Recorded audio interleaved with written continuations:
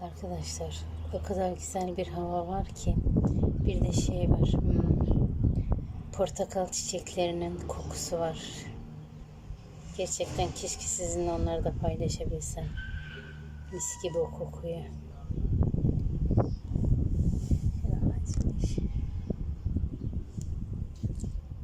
Aa, bu da açmış. Arkadaşlar gerçekten şunu hiç fark etmemiştim. Bu da açmış. Sarı sarı çiçekleri var.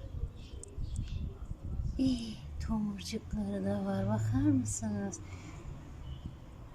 Vallahi ben bunu açtığını, bundan hiç çiçek beklemiyordum arkadaşlar. Ben bunun açtığını da bilmiyordum.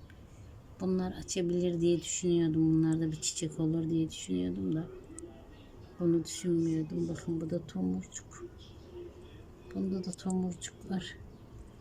Bunda bir şey yok.